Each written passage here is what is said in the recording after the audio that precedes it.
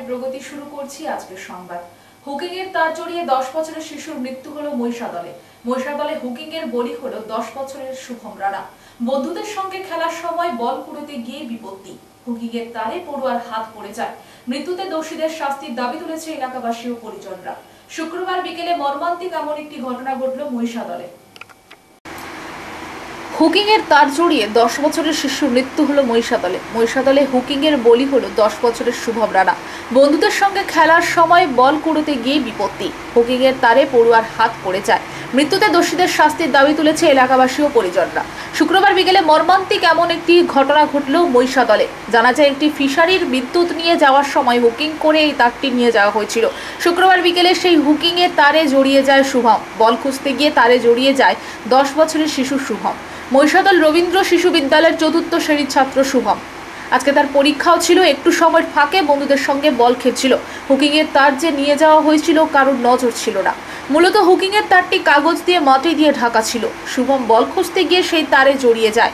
বাড়ির পরিবার এবং আত্মীয় স্বজনদের অলক্ষ্যেই ঘটনাটি ঘটে যায়। পরে দেখতে না পেয়ে খোঁজাখুঁজি করলে রাস্তার ধারে এক কোণে শুভমের দেহ পড়ে রয়েছে। গোটা ঘটনায় শোকের ছায়া নেমে এসেছে এলাকায়। দোষীদের শাস্তির দাবিতে খুবই ফেটে পড়েছে আত্মীয় পরিজনরা। শুভমের বাবা গৌরাঙ্গ রানা শুক্রবার সন্ধ্যায় তমলুক জেলা হাসপাতালে নিয়ে গেলে চিকিৎসকরা মৃত বলে ঘোষণা করে। আগে বলে দিয়েছি তো ওই তারে হাত দিসনি, ও যখন সেইখানে হাত দেয় তখন ছোটা বাচ্চা তার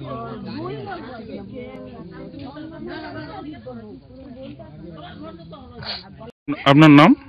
আমার নাম মিতালি রানা। হ্যাঁ, মিতালি রানা। বলছি কি হয়েছিল ঘটনাটা? এই তো বল খেলতে আসছিল, বল ঠিক জলায় পড়ে গেছে। 3 জন ছিল, 2 জন জলায় বল খুঁজ দিচ্ছে। এখানে যে তার ঝুলতিছে জানেনি, হাত দিয়ে দিচ্ছে, তার এই কাটা তারটাই হাতে জড়িয়ে গেছে। তারা দেখেনি, রাস্তা দিয়ে একজন যাচ্ছে, দেখে না ছেলেটা মাঠেই পড়ে আছে।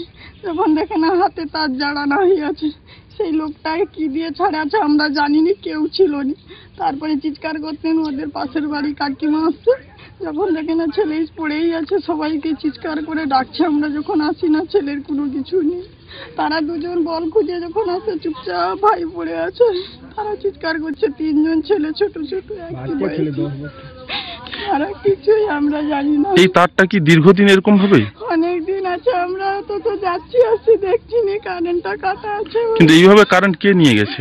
ফিশারিতে নিয়ে গেছে, পাবলিক বাড়ি থাকতে কারেন্ট গেছে।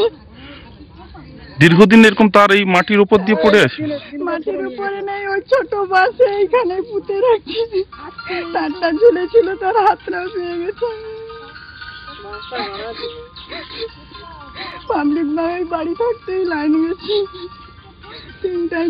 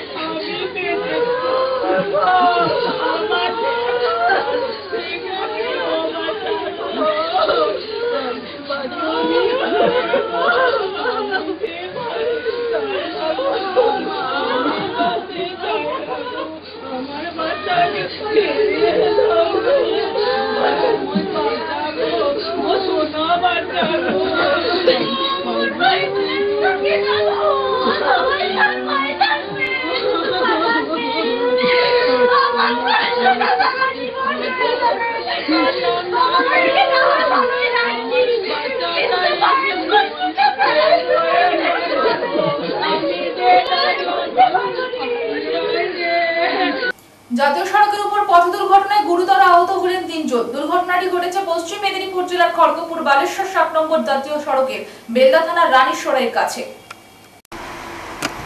জাতীয় সড়কের উপর পথ দুর্ঘটনায় গুরুতর আহত হলেন 3 জন। দুর্ঘটনাটি ঘটেছে পশ্চিম মেদিনীপুর জেলার খড়গপুর বালেশ্বর 7 নম্বর জাতীয় সড়কের বেলদা থানার রানীসরাইয়ের কাছে। জানা গিয়েছে, এদিন মোটর বাইকে করে 2 ব্যক্তি বেলদা থেকে দাঁতন যাওয়ার সময় 60 নম্বর জাতীয় সড়কের রানেশ্বরাইয়ের কাছে নিয়ন্ত্রণ হারিয়ে দাঁড়িয়ে থাকা একটি স্কুটির পেছনে ধাক্কা মারে। দুর্ঘটনায় গুরুতর আহত হন 3 জন।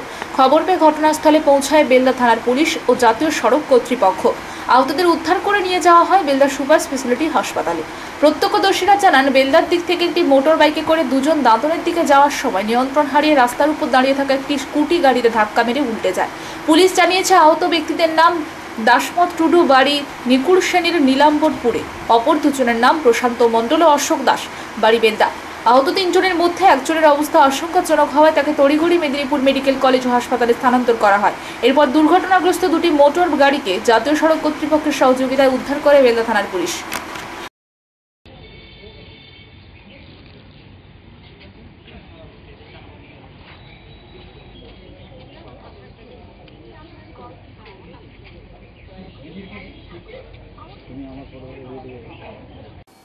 জমি দুর্নীতিতে সন্দেশখালীকেও ছাপিয়ে যাচ্ছে ঝাড়গ্রাম। সন্দেশখালীতে নোনা জল ঢুকিয়ে গরিব চাষিদের বাধ্য করা হয়েছিল জমি বিক্রি করতে। এরকমই ঝাড়গ্রামের কুর্মী আদিবাসী সাধারণ গরিব চাষিদের জমিতে কারখানার ছাই ফেলে জমিকে বন্ধ করে দেওয়া হচ্ছে। সম্প্রতি মুখ্যমন্ত্রী আশঙ্কা প্রকাশ করেছেন, রাজ্যের সংস্কৃতি বদল করে ফেলা হচ্ছে। তার এই আশঙ্কা কতটা সত্য তার জ্বলন্ত উদাহরণ ঝাড়গ্রাম জেলা।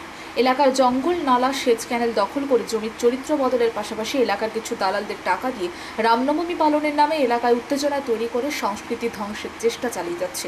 জমি দুর্নীতিতে সন্দেশখালীকেও ছাপিয়ে যাচ্ছে ঝাড়গ্রাম। সন্দেশখালীতে নোনাচল ঢুকিয়ে গরিব চাষিদের বাধ্য করা হয়েছিল জমি বিক্রি করতে। একই রকম ঝাড়গ্রামের কুর্মী আদিবাসী সাধারণ গরিব চাষিদের জমিতে কারখানা ছাই ফেলে জমিকে বন্ধ করে দেওয়া হচ্ছে।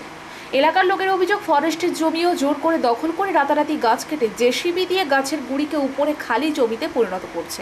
ভূমি দপ্তরের একাংশ আধিকারিককে দিয়ে জমির চরিত্র বদল করে তারও জাল দলিল তৈরি করে দেশের বিভিন্ন ব্যাংকে মর্টগেজ দিয়ে দেওয়া হয়েছে সেই জমি। প্রকাশ্যে ইরিগেশনের ক্যানেল বুঝিয়ে তা দখল করে নেওয়া হয়েছে, উদ্দেশ্য যাতে চাষের জমিতে জল না ছায়। অভিযোগ করেও কোনো প্রতিকার হয়নি। এরপরই ছলে বলে কৌশলে কিছু জমি দালালকে কাজে লাগিয়ে কম টাকায় সেই জমি হস্তান্তরে বাধ্য করা হচ্ছে। জমি হস্তান্তর হয়ে যাচ্ছে বেআইনি কারখানার মালিকের কাছে। সন্দেশখালীতে সরকারের উদ্যোগে জমি ফেরত দেওয়া গেছে, কিন্তু ঝাড়গ্রামের জমি আদৌ ফেরত দেওয়া যাবে কিনা সেটাই এখন বড় প্রশ্ন। শুধু তাই নয়, ফের জঙ্গলমহলকে অশান্ত করে তোলার এক গভীর চক্রান্ত। মাওবাদী অধ্যুষিত হওয়ার দরুন আন্দোলন সংগঠিত হলে প্রশাসনের একাংশকে কাজে লাগিয়ে সহজেই এই গরিব ভূমিপুত্রদের মাওবাদী তকমা দিয়ে দমন করা যাবে। আগেও যা করা হচ্ছে, আর সেই সুযোগে একচেটিয়া বেআইনিভাবে জমি দখল করতে পারবে। ভিন রাজ্য থেকে আসা এই বেআইনি কারখানার মালিক কিছু প্রশাসনের আধিকারিক ও কিছু রাজনৈতিক দলের নেতাদের যোগসাজশে জাল দলিল করে শাল জঙ্গল থেকে শুরু করে বিঘের পর বিঘে এলাকার জমি দখল করছে। দখলীকৃত অভিযোগ, ঝাড়গ্রামের বিপিএল ও এলআরও রামকৃষ্ণ মণ্ডলের সাহায্যে জমির চরিত্র বদল করে বেমালুম চলছে জমি দুর্নীতি।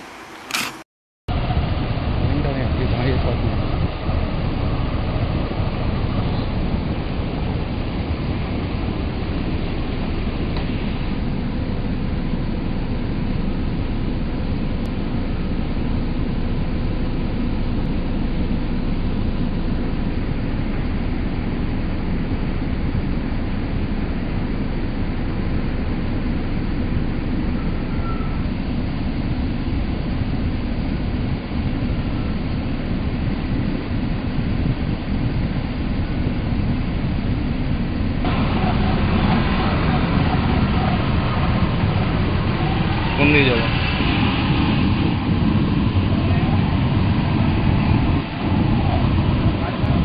আমার নাম সমীর মজুমদার, প্রাক্তন বনকর্তা ছিলাম ঝাড়গ্রাম বন বিভাগ। এখন তো দেখছি চেঞ্জ হয়ে গেছে, সব চেঞ্জ। যেমন ধরা যাক, আমি এক একটা উদাহরণ দিই, সমস্ত রেকর্ড তথ্য বিএলআরওকে দিয়ে কথা বলে আমরা সমস্ত করা। এখন শুনছি ওটা আমাদের না। মুশকিলটা হয়ে গেছে যে আমাদের বনের যে কোনটা আমাদের বনের জমি, কোনটা আমাদের বনের জমি নয়, তার সঠিক রেকর্ড কিন্তু আমাদের কাছে কোনো রেকর্ড নেই, ফরেস্ট ডিপার্টমেন্টের কাছে নেই।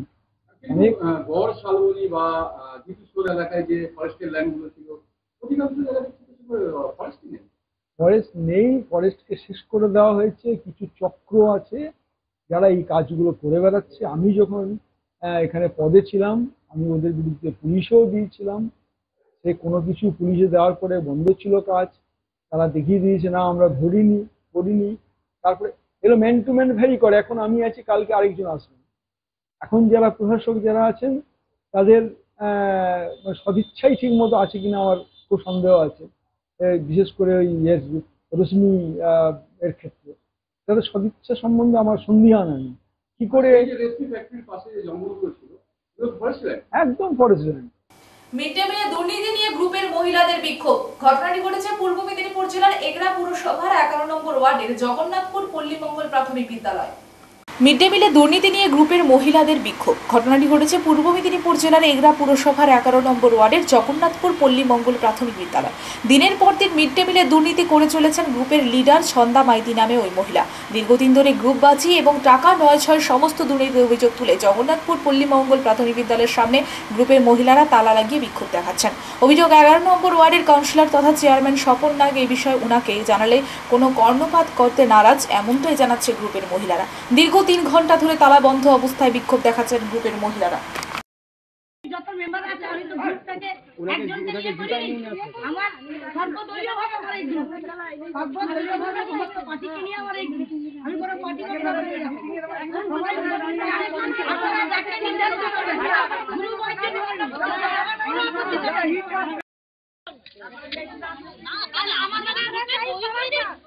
সবাই রান্না করে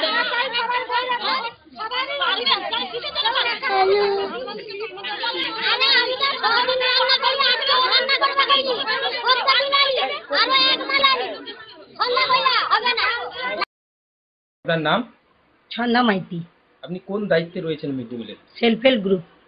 আপনি কোন সেলফ হেল্প গ্রুপে কি দায়িত্ব নিয়েছেন?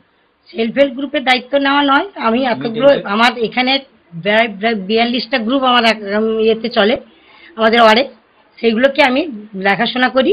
সুপারভাইজার হিসেবে কাজ করেন? হ্যাঁ, ও সুপারভাইজার বলুন যাই বলুন, আমরা এটা করি না। আমাদের আগে সিডিএস ছিল, সিডিএস মেম্বার হিসেবে আমরা 2 জন থাকতাম, তাপসী জানা আর ছন্দা মাইতি। তাপসী জানা মারা গেছে, আমি একা এখন এগুলোকে চালাই গ্রুপগুলোকে। আর আমার এখানে মিড ডে মিলের এতে মোটামুটি গ্রুপ ওয়াইজ রান্না করে। মূলত অভিযোগ হচ্ছে আপনি দলবাজি করছেন গ্রুপের এবং টাকা 9-6 করেছেন, অভিযোগ তুলছে গ্রুপের একাংশের মহিলারা।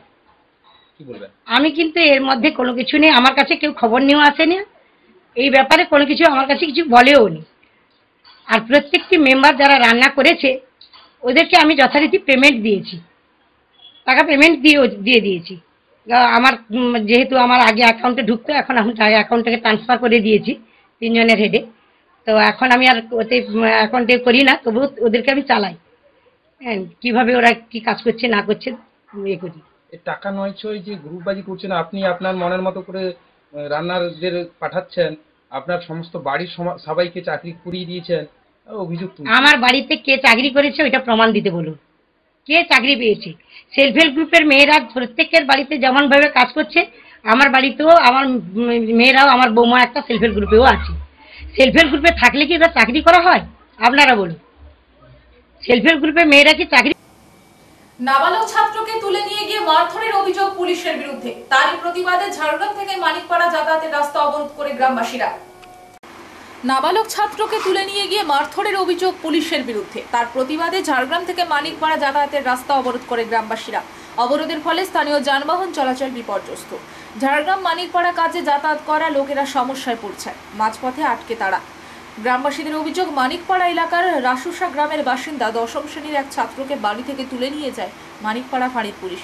সারাদিন আটকে রেখে মারধর করে বিকেলে ছাড়া হয়। বাড়ি ফিরে ছাত্রটি হাঁটতে না পারলে তাকে চিকিৎসার জন্য মানিকপাড়া হাসপাতালে নিয়ে যাওয়া হয়। পরিবারের অভিযোগ, ফাঁড়িতে নিয়ে গিয়ে অত্যাচারের ফলে ওই ছাত্র ঠিকভাবে হাঁটাচলা করতে পারছে না। শুধু সন্দেহের বশে কোনো নাবালককে এভাবে আটকে মারধরের প্রতিবাদে শনিবার সকাল থেকে গ্রামবাসীরা পথ অবরোধ করেন। তাদের দাবি, দোষী পুলিশদের অবিলম্বে শাস্তি দিতে হবে। অশান্তি এড়াতে অবরোধস্থলে পুলিশ মোতায়েন হয়েছে।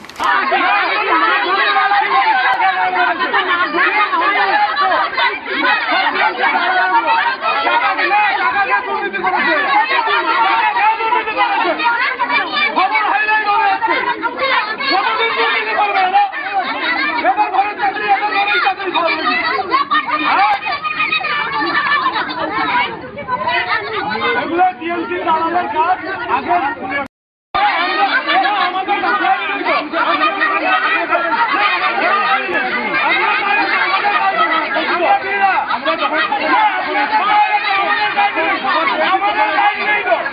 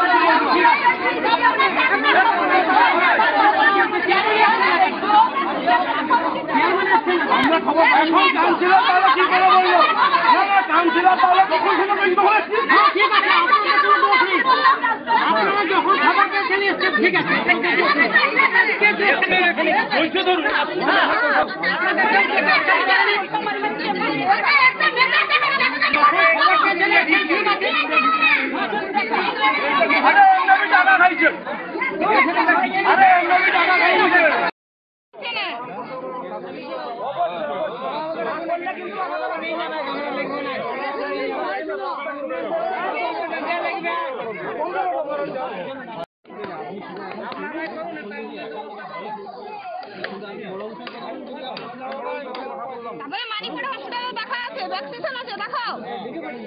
মানিকপুর হসপিটালে দেখা আছে।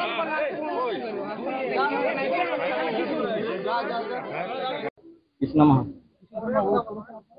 এই যে স্কুলের ছেলেকে ঘর থেকে ডেকে নিয়ে গিয়ে মারধর করেছে পুলিশ, তা জানিনি, কোনো ওইখানে তো এফআইআরও নেই। ঝাড়গ্রামে চাষের জমিতে চাষ করার সময় উদ্ধার স্বাধীনতার পূর্ববর্তী ইংরেজদের বোমা, আতঙ্কিত এলাকার মানুষজন। ঝাড়গ্রামে চাষের জমিতে চাষ করার সময় উদ্ধার স্বাধীনতার পূর্ববর্তী ইংরেজদের বোমা, আতঙ্কিত এলাকার মানুষজন। দীর্ঘ তাপপ্রবাহের পর অবশেষে স্বস্তির বৃষ্টি নেমেছে বঙ্গে। খাতা কলমে বর্ষাকাল শুরু হয়ে গেলেও বৃষ্টির দেখা সেইভাবে মিলছিল না। শনিবার বৃষ্টি হওয়ার পরেই চাষের কাজ শুরু করে চাষিরা। ঝাড়গ্রাম জেলার গোবিবল্লভপুর 1 নম্বর ব্লকের ভুলনপুর গ্রামের চাষের জমিতে ট্রাক্টর দিয়ে চাষ সময় হঠাৎই চাষিরা দেখতে পান লোহার সিলিন্ডার আকারের বস্তুটি উপর থেকে মাটিতে ঢাকা হয়ে যাওয়ার কারণে প্রথমে বুঝতে পারেননি তারা। তারপর সেই বস্তুটিকে দেখার পর কোদাল দিয়ে আঘাত করলে বোঝা যায় এটি একটি লোহার তৈরি। দীর্ঘদিন মাটির নিচে থাকার ফলে জং পড়ে গেছে। ট্রাক্টরের ড্রাইভার সহ চাষি প্রথমে স্তম্ভিত হয়ে পড়ে জিনিসটি দেখার পর। তার পরবর্তীতে তারা অনুমান করে দীর্ঘ 20 বছর আগে এই ধরনের একটি লোহার বোম পাওয়া গিয়েছিল। বোমটিকে সেই সময় রাজ্য পুলিশ প্রশাসন ও কেন্দ্রীয় পুলিশ প্রশাসনের সহযোগিতায় বোম স্কোয়াডকে সঙ্গে নিষ্ক্রিয় করা হয়েছিল। এলাকার বাসিন্দা শ্যামাপ্রসাদ মণ্ডল ও বিশ্বজিৎ রাউত জানান, এর অনেক পুরাতন গল্প রয়েছে। 1942 থেকে 47 সালের সময় ইংরেজরা ব্যবহার করত। আগেও অনেকবার এই ধরনের বোম এখানে পাওয়া গিয়েছে। আমরা লোকাল পুলিশ প্রশাসনকে অনুরোধ করব যাতে এই বোমটি এখান থেকে নিয়ে যাওয়া হয়, না হলে এখানকার মানুষজন আতঙ্কিত বোধ করছেন। অনেক চাষি এবার জমি ছেড়ে ভয় পালিয়ে গেছে। অতি দ্রুত প্রশাসন বিষয়টির উপর নজর দিলে এলাকায় আতঙ্কের পরিবেশ সৃষ্টি হবে না বলে জানান তারা।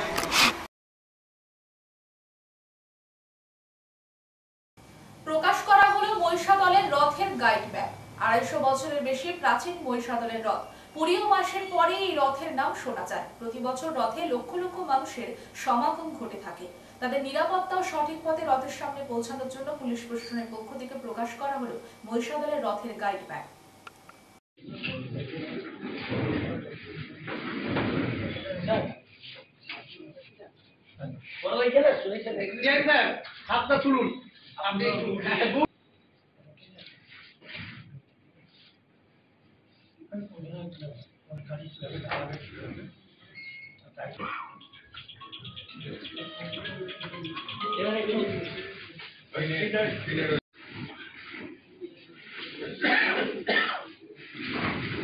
আমাদের টোটাল 8টা মহিষী পয়েন্ট আছে। সংক্ষেপে আমি বলে দিচ্ছি, যেটা গাড়ুঘাটার দিক থেকে আসছে সুন্দর সার্ভার ওখানে একটা মেন নোয়েন্ট্রি হবে। পেট্রোল পাম্পের আগে ওইখানটাতে একটা নোয়েন্ট্রি করা হবে। এদিকে যখন আপনার রাজগ্রাউন্ডের দিক থেকে আসছে, মানে কাঞ্চনপুর দিক থেকে হাই রোড থেকে, তখন রাজগ্রাউন্ডের ওইখানটা একটা নোয়েন্ট্রি হবে, যাতে কিনা ওখান থেকে শুধুমাত্র হবে অ্যাজ ইউজুয়াল যেরকম হয়, ওখান থেকে কোনো রকম কোনো গাড়ি বা মোটরসাইকেল কিছু ঢুকবে না, শুধু পাবলিক ঢুকবে। আর যখন হলদিয়ার দিক থেকে সুধাঘাটার দিক থেকে আসছে, তখন রামবাগের ওখানে একটা নোয়েন্ট্রি শুরু হবে।